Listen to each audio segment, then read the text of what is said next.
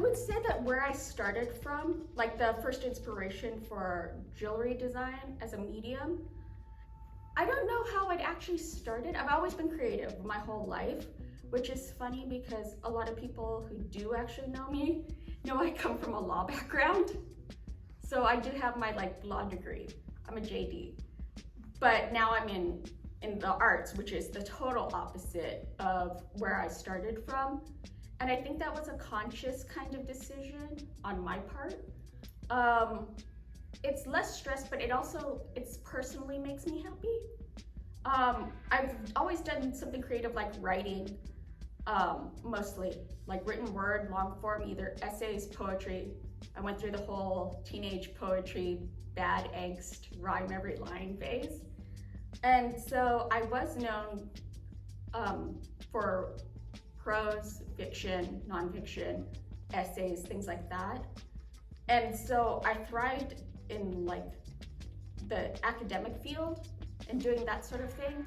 But then I got stressed and something in my brain kind of clicked and I wanted to express myself creatively. But then besides wanting to make stuff that looks pretty, you can buy anything. You can go anywhere and you can buy what you want, really, if you have the money for it. But I wanted to make things that were personal, that you could touch it and you could know it's for you. And I think that's what the difference is, to know that you have a handmade piece or artwork as jewelry or jewelry as artwork, that you make yourself beautiful or you express something.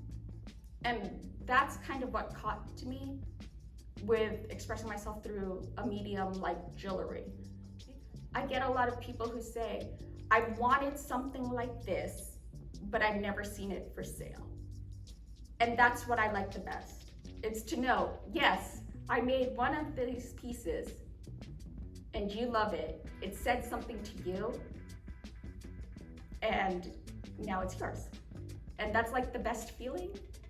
It's that I can get besides, people buying my work. It's to know that people will come back to me, even like I said, it's been 12 years.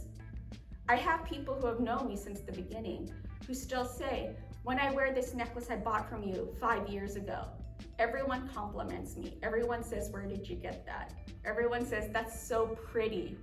I've never seen anything like it. And that's the best kind of feedback you can get. There's different ways of designing or creating pieces, whether it's through the materials, through the design itself, maybe it's just the feeling of the piece. And this is where you get more into jewelry as art rather than jewelry as fashion. Because jewelry as fashion, I would say, is more the wearable pieces, the stuff you put on every day. Like symbolism, I wear a wedding ring, so everybody knows I'm married, kind of thing. So there's jewelry like that, but then there's the stuff where you can be like, no, it's more art than it is something that you throw on with a cute top piece. When I'm starting out, when I'm trying to get a feeling, a lot of it is, I do have to watch the trends. I have to see what's up and coming. I follow Pantone when they do their color of the year. They do that every year and you watch fashion, because especially cutting edge and haute couture fashion is usually 5 years ahead of what you're wearing now. So when you see the stuff that walks down the runways and you're like, that's so weird. It's meant to be weird, but it's meant to be ahead of its time. So then 5 years down the road, you look at somebody wearing something and you're like, that looks familiar. It's already been there. You just didn't wear it when it first came out because you're behind. So there's a lot of that. But also from an artistic perspective, I like to create stuff that's different. So that's the point, is I don't want to sweatshop labor a bunch of stuff that looks the same, even if I do say a line of pieces. A lot of the inspiration for that, it's just it comes from me and what I want to do. When the pandemic hit, I did a whole line of floral pieces because I was stuck at home, but I wanted to see flowers. So I did a bunch of pieces like that. And so I'm inspired by what's happening, how I feel personally, and a lot of the pieces that I do are inspired by what I'm buying. Like I'll buy a pendant or I'll buy a string of gemstones. And a lot of people know, like, I sit on beads and gemstones and pendants and like all my stuff. I sit on it for a long time most of the time because I know I want to make something, but it's not quite there, or I don't have quite all the pieces. So from that perspective, it's the pieces, like, it sounds cheesy, but they speak to me.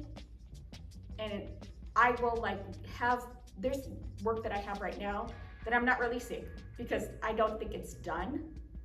And so until I find just the right thing I want it to look a certain way, I don't finish a piece.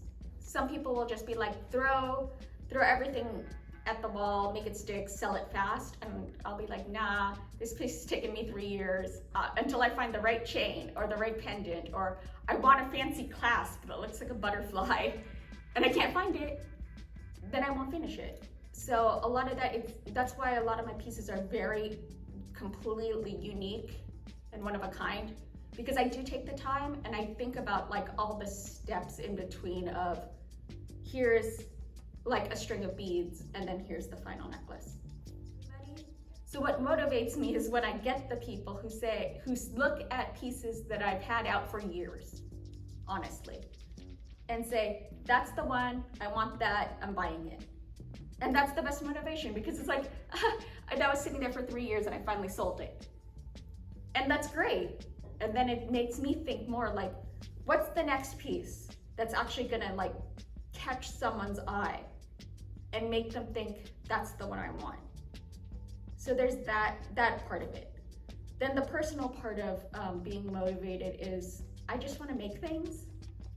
I want things, I see different beads or gemstones or like cuts or designs, or I see what's walking down the runway and I think I could do something like that. And like that's super good. And that's super motivating for me because then I get to try to express myself and try to like push my own abilities of, do I know how that technique? Can I learn it? Is it possible? And then I try it. Is art a form of therapy? I think yes, in some ways. Like it can't be like a crutch. Everything's in moderation, really. Because I do know people who do teach or participate in art therapy. And I think it is a positive aspect. There's some things that you can't talk about or you can't process properly through like words. There's stuff that you feel and it has to come out. And if art is the way to help express yourself, I like that.